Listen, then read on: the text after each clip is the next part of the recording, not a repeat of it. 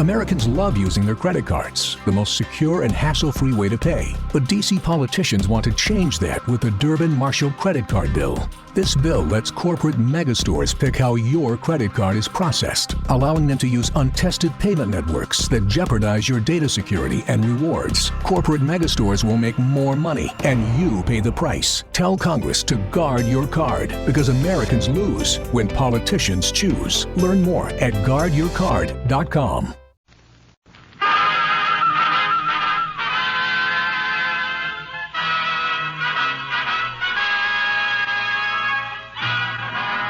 Of the Texas Rangers, starring Joel McRae as Ranger Jace Pearson. Another authentic reenactment of a case transcribed from the files of the Texas Rangers.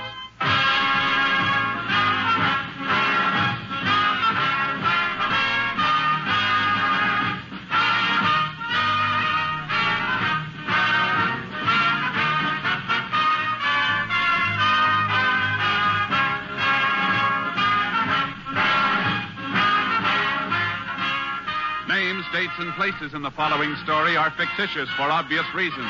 The events themselves are a matter of record.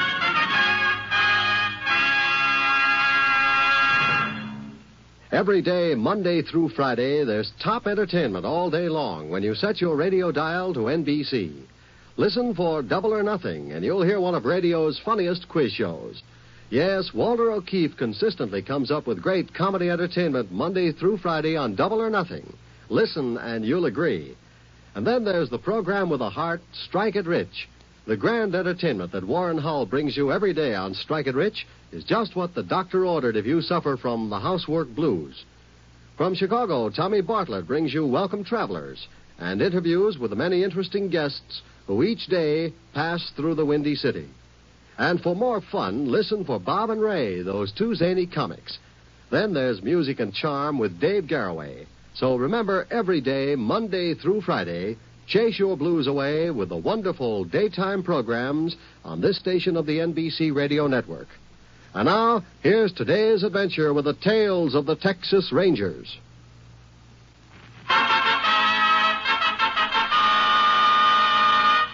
And now, from the files of the Texas Rangers, the case called Unleashed Fury.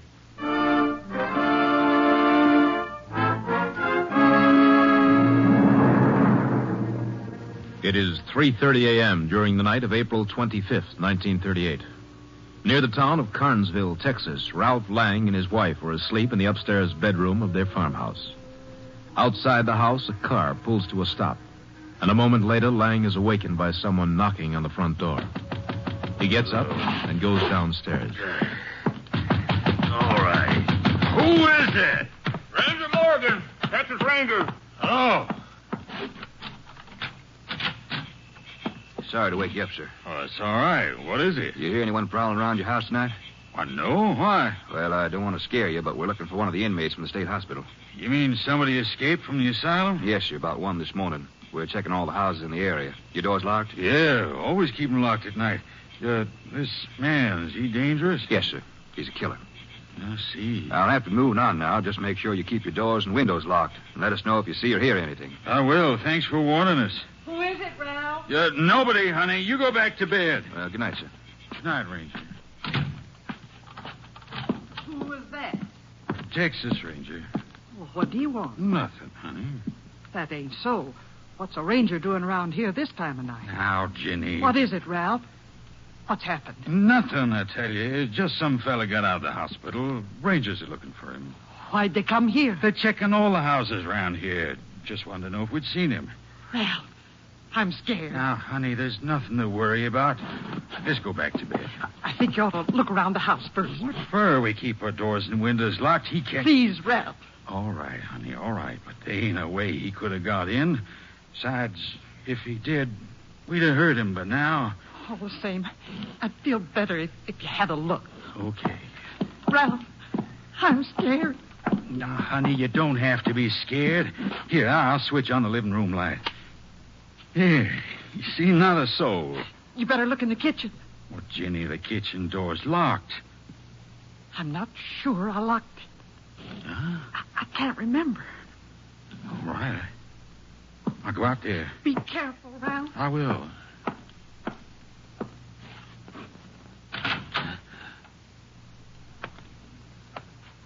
nobody out here. See if the door's locked. Uh-huh. What? You were right. It was unlocked. I'll lock it up.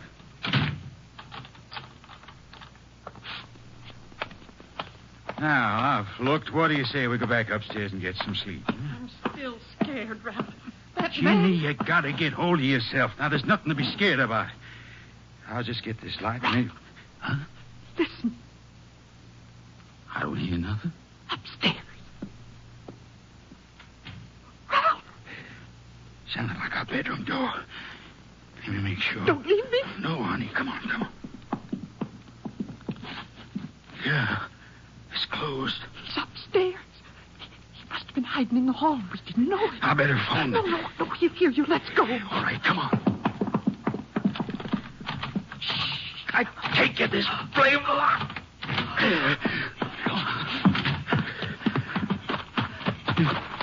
Ralph, the light in our bedroom. It just went out.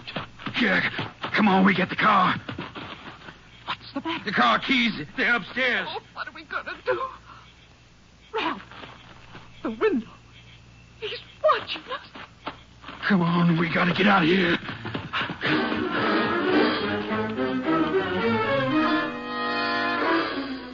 When the couple reached the nearest house half a mile away, they called the police.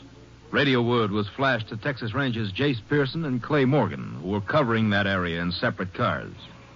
Ranger Pearson had just arrived at the Lang farmhouse when Ranger Morgan pulled up. Jace? Over here, Clay. I checked this place just 30 minutes ago. Mm-hmm. House is dark. He could still be in there. Let's go find out. Sure hope we get him fast. I have to think of a guy like this Charlie Brock wandering around the countryside. Yeah. Try the door. Yeah. It's unlocked. There's the light. I'll get it. It doesn't look like he's down here anyhow. Let's get upstairs. Stay on your toes. If he gets cornered, he probably put up a fight. Bedroom door's closed. You hear anything, Jace? No. Let's go in. Easy. Not here. Reckon the Langs could have been imagining things? I don't think so. Look at this. Hospital closed. Charlie was here, all right. Probably helped himself to one of Mr. Lang's suits. We'll get a description of anything that's missing. What do you figure we ought to do now? He can't be too far away. Let's go outside and see if we can pick up any kind of trail. Might not do any harm to have a look at that barn back of the house. Yeah, we'll check there first. And if we don't find any tracks, we'll split up and start covering the area. Tough part is we don't have any way of figuring what it'll do next. Wish we could see that barn better. Moon's just gone down behind the hill. We'll see all right as soon as we get a little closer. Must be pretty slippery to break out of that hospital. Yeah, vicious, too. You remember his case? Well, all I know is he murdered his parents about 10 years ago. Parents and 2 sisters. Clubbed them to death. Yeah. Wonder what makes a man go off... Hold it a second. What is it? I thought I heard something. Yeah, there it is again. Sounds like gravel rolling down this hill. Come on.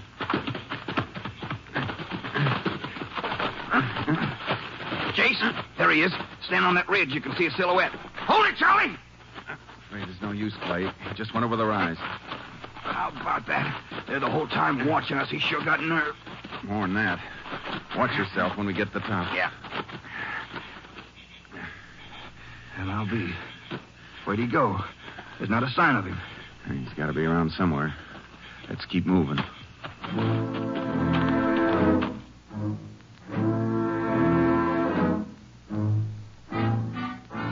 Charlie Brock's trail led through a stretch of brush and ended on the bank of a shallow creek.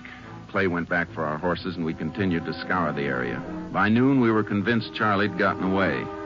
We decided that the psychiatrist at the state hospital might be able to give us some information that would help in our search. We went there. Dr. Gallus showed us the window of the isolation room through which Charlie had escaped. He had sawed the bars with a piece of string coated with wax and scouring powder. Oh, it's unbelievable, Ranger. 3 heavy bars, and only that piece of string to work with. The patience of the man. How long was he in isolation, Doctor? About 3 months. Can't imagine why one of the attendants didn't notice what he was doing. It seems like he was pretty clever about that, too. Little bits of chewing gum on the ends of the bars, probably used to cover up his progress. Look at the way those bars are bent out, Jace. Took a strong man to do that, even after they were sawed through. Yes, Charlie's strong. He's incredibly strong. Oh, that's my call. You want to wait here, Rangers? I shouldn't be long. Oh, we'll come along with you. We're anxious to get going as soon as we ask you a few more questions. Certainly. As I was saying, I didn't realize how strong Charlie was till we had to put him in isolation. What happened? Well, we had just admitted a young man to the hospital, school teacher. One day he was talking to Charlie. Now, something he said must have made Charlie angry. Did Charlie attack him? Yes, he did. It took 6 attendants to get Charlie under control. He almost killed the school teacher. Was that the first time you had trouble with him? Yes, he's always been very quiet, too quiet. We weren't able to do much with him in the way of therapy. What about his killing his parents and sisters? Were you ever able to figure out the reason for it? Yeah, it wasn't easy to get Charlie to talk, but we gathered they'd always made fun of him. He'd been taken out of school when he was 16 and still in the 4th grade. And his family didn't let him forget it. He was older than 16 when he killed them, wasn't he? Yes. Oh, just a second, Rangers. I have the key right here. Wasn't Charlie in his middle 20s when he came here? 24. Seems he ran away from home after he was taken out of school. He came back to Cedar Bluff. That's his hometown, 8 years ago. Well, after he'd been home only 2 months, he... Well, you know the rest. Uh-huh. After you, Rangers. Excuse me while I see what the call desk wants. Dr. Gallus, do you want me? Oh, just a minute. Desk has a message for either one of you. I'll take it, Jace. Ranger Morgan. Yeah, hold on. I certainly hope you'll catch up with Charlie soon, Ranger. So do we. He's dangerous. He's extremely dangerous. And completely unpredictable. Where? There's no telling when he'll try to kill again. But you think he will try to kill? I wish I could say no. Sorry, but, Doctor. We better get going, Jace. Who was it? Town marshal's office over at Rockville. Somebody spotted Charlie Brock at a schoolyard there.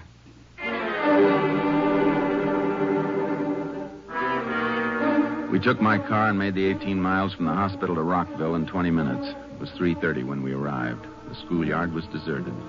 We began looking for the town marshal. We found his car parked 2 blocks from the school. As we pulled up, we saw the marshal just leaving a house. We got out of our car and walked toward him. Howdy, Rangers. Boy, I sure am glad to see the pair of you. Got any leads on him, Marshal? Not yet. The only one seen him was Miss Canine over at the school. She's one of the teachers there. How long ago was this? Let's see. It must have been 2 hours ago. And you know, I got right out to the school and he'd already disappeared. I've been looking everywhere, doing a house-to-house now. Uh-huh. You're sure it was Charlie Brock the teacher saw? Well, it couldn't have been nobody else. Old Norma Canine, she don't make mistakes. She said she recognized his picture from the paper. Even if she hadn't, couldn't have been no doubt about it from the way he was acting. How do you mean? Well, Miss Canine, she had the kids out in the schoolyard. And she seen this fella standing outside the fence. Well, she didn't pay much attention to him. And then she scolded one of the kids a little. And this fella starts screaming at her and carrying on crazy like. Did he come into the schoolyard? Miss Canine, she didn't wait to see. Why, she just took the kids inside and called me. I come right out. Darndest thing I ever seen. How I can't find him. Where's Miss Canine now? She's over at her house. You see, she don't have no car, so I rode her home in mine. She was right upset. I guess she was. Yep. She got herself in such a state I had to get one of the neighbors to stay with her. I tell you, Rangers, I sure hope you catch this fella fast. I don't want no part, no maniac in my town. No, sir. You say you covered all the area around the school? Well, we covered every street and every house right up to here. There ain't no place he could hide from me. Not the way I know this town. But I ain't been able to find him. We'll give you a hand. It's pretty tough for you to be working alone anyhow. Well, just between you and me, Rangers, I'd be happy if it was you calling him and not me. I don't mind handling traffic offenders, but this maniac, he's something different. We know. Our radio station's standing by to flash us in case anything happens. How will they know? They asked your town operator to call them. I'm going to get me a radio in my car one of these days. Mighty handy thing to have. Especially when you got something like this here Brock fella loose in town. Yeah, well, we'll see you later, Marshal. I hope you get him, Rangers. I sure hope you get him. Figure he might still be around, Jace? I won't even try to guess. How close we were to him last night. He was watching us the whole time we were around the Lang farmhouse, and we didn't know it. Yeah, and that was the second time in an hour I could have had him if I'd have known. Well, I reckon the best thing to do is cover the outskirts of town. Maybe we'll be able to spot him somewhere along the... Unit 10 to KTXA. Go ahead, KTXA. Has Unit 10 arrived in town of Rockville? Unit 10 in Rockville. Go ahead. Investigate house at 573 Oak Street. Man has attempted to strangle a Miss Laura Stanwyck. The assailant believed to be Charles Brock.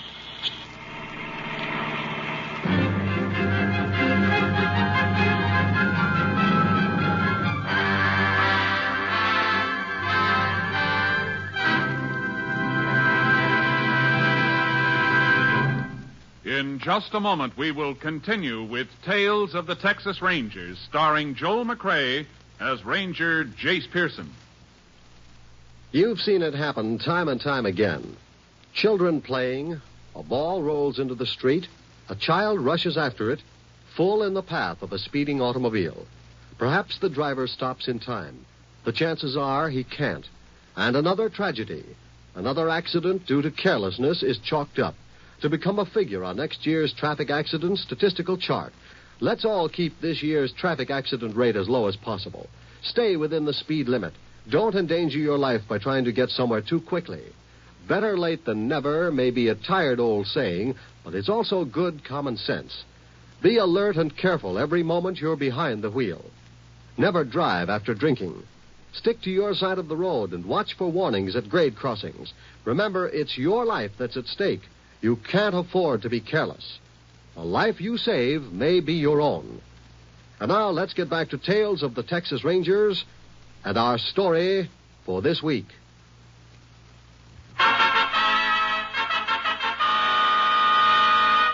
We continue now with Tales of the Texas Rangers and our authentic story, Unleashed Fury.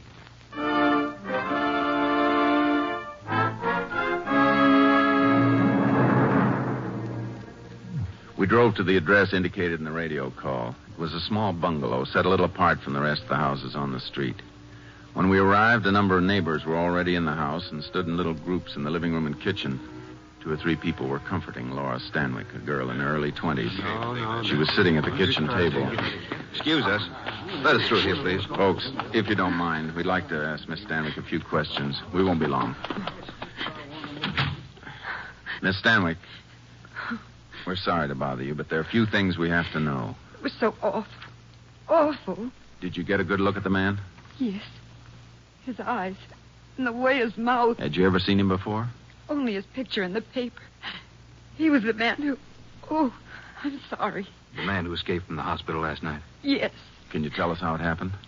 Oh, I was standing here at the table peeling potatoes. I heard the kitchen door open and I looked around. Oh, it was so awful. I'm sure it was.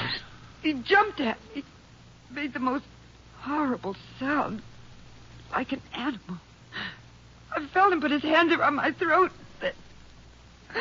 Yes, ma'am? I think I jabbed his shoulder with a knife. I'm not sure. After that, I must have fainted. Is this the knife you were using to peel potatoes? Yes. Little speck of blood on the tip, Jace. She might have nicked him. Uh-huh. Anyhow, it was enough to scare him away. Miss Stanwyck, you say you only saw this man's picture in the papers. You never actually saw him until he came into your kitchen. No. Were you home the whole day? Oh, no. I just gotten home from school a few minutes before I came here. School? I'm a teacher at the grammar school. Jeez. Uh-huh. How'd you get home from school, Miss Stanwyck? Walk? I drove.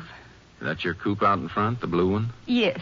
Where was it parked? Right outside the school building, where I always leave it. When you got into the car, do you remember if you looked in the back seat? What? No, I don't think I did. Miss Go, she's the 4th grade teacher. She was standing by the car when I got in. I remember we talked a few minutes about report cards. No, I'm sure I didn't look in the back. Well, even if you had, it would have been tough to see anybody if he was lying on the floor. You mean he was in my car the whole time I was driving home? It sounds that way, ma'am. Oh. That's probably why the marshal didn't spot Charlie. Picked himself a good place to hide. Ranger, you don't think that man will come back? I don't know. You better have one of your neighbors stay with you until he's picked up. Oh, that awful man. I know I won't sleep till you get him. Oh, please, Rangers, you got to get him.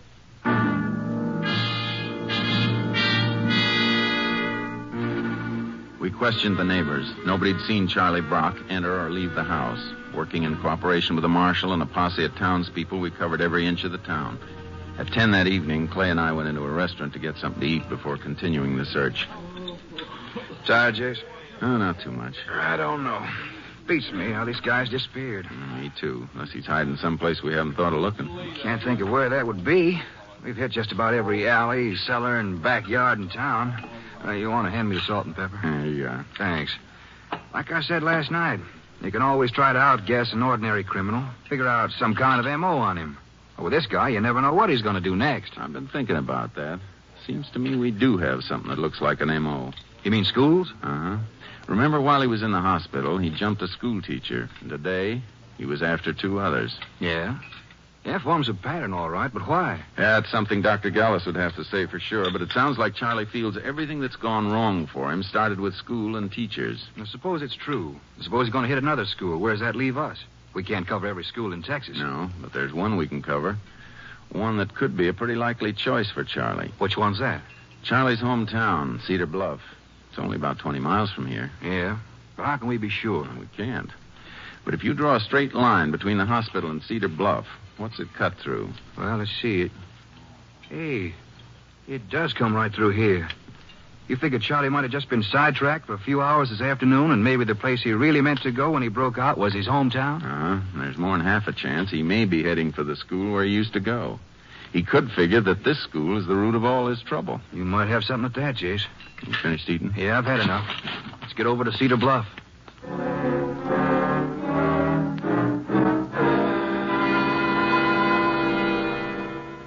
We arrived in Cedar Bluff a little before midnight and awakened the principal of the grammar school, a man named Dunn.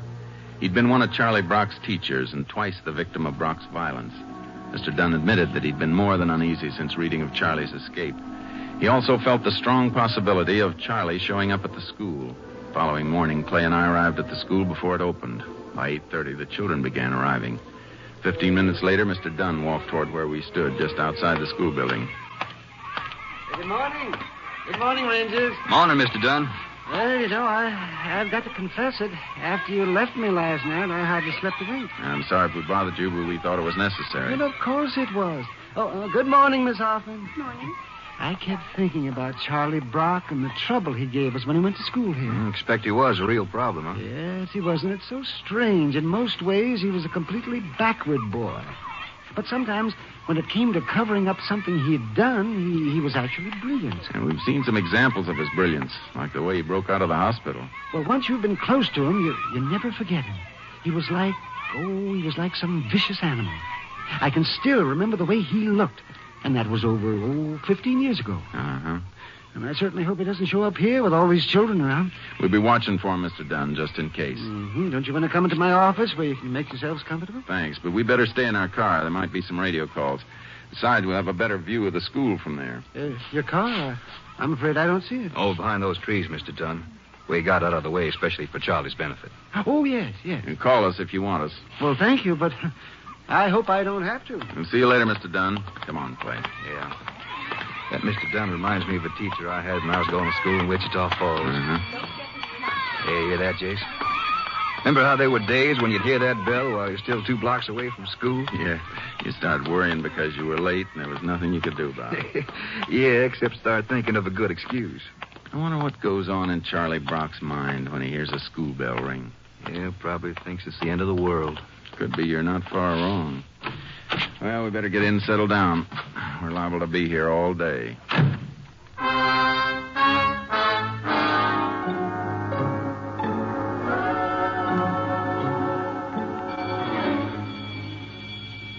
$10:30 must be the recess bell. Uh-huh. Sort of funny about Charlie. You'd think if he was going to show, he'd have been here by now. I don't know, Clay. Maybe I was wrong. The way you had it figured sounded like pretty good reasoning. Could be he's sleeping somewhere. Maybe he'll turn up this afternoon. Maybe. No, I'm beginning to wonder. Yeah, if he doesn't show by this afternoon, you want to move on? Well, it might be the best idea. We'd get the constable to keep watching. Jeez. There's Mr. Dunn on the steps. He's waving to us. Looks pretty excited about something. Come on, let's go. Rangers, hurry!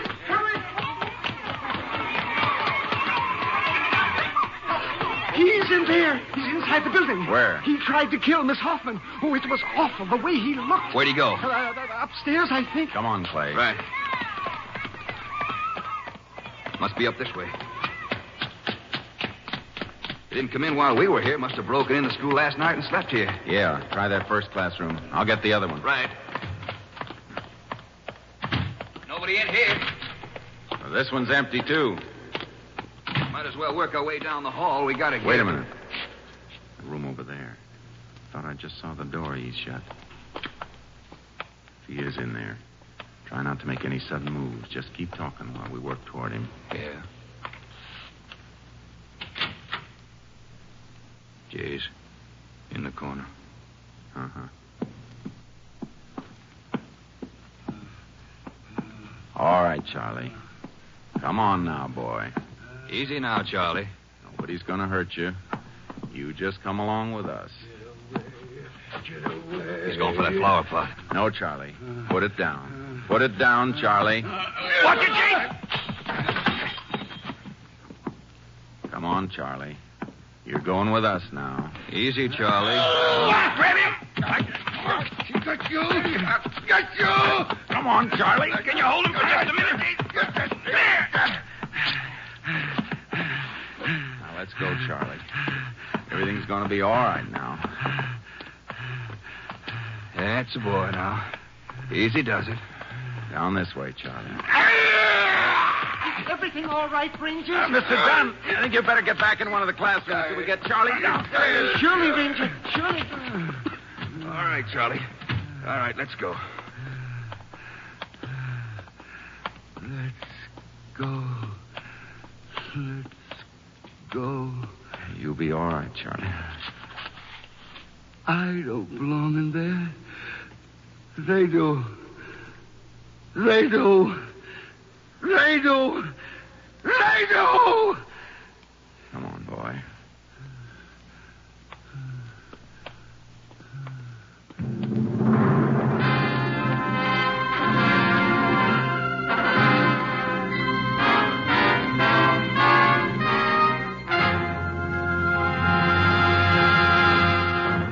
In just a moment, we will tell you the results of the case you have just heard. Later today, you'll find more great entertainment all lined up for you on this NBC station. Be sure to hear The First Nighter, starring Barbara Luddy and Olin Soule in a light comedy drama. Then it stars in Khaki and Blue, featuring talented members of the armed forces with Arlene Francis as your mistress of ceremonies. And be sure to hear the hilarious Phil Harris and Alice Faye show, featuring the comedy antics of Frankie Remley, Julius Abruzio, and Brother William.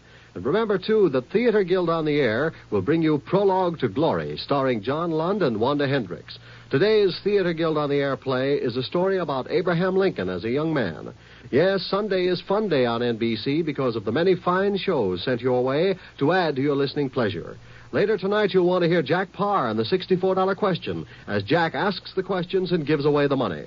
So remember, for fine entertainment all the rest of the day, stay tuned to this station of the NBC Radio Network. And now, back to the conclusion of today's Tales of the Texas Rangers.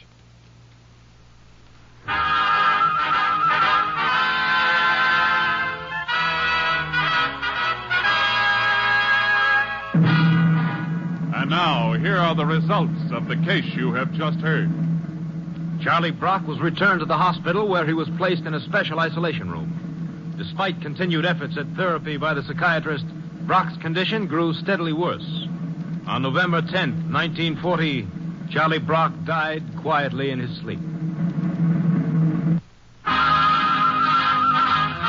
Next week, Joel McCrea in another authentic reenactment of a case from the files of the Texas Rangers.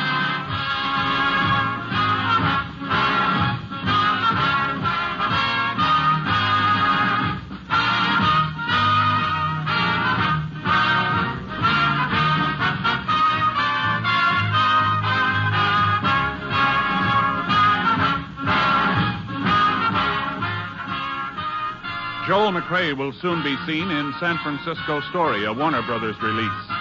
In the cast, you heard Herb Ellis as Clay Morgan. The role of Charlie Brock was portrayed by Harry Lang. Whitfield Connor was Ralph Lang, and Hope Summers was Ginny Lang.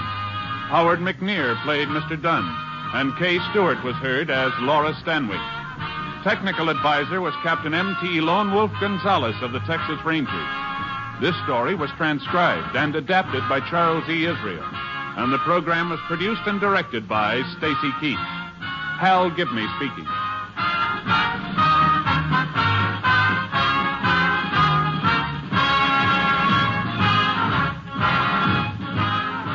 Next, it's The Chase on NBC.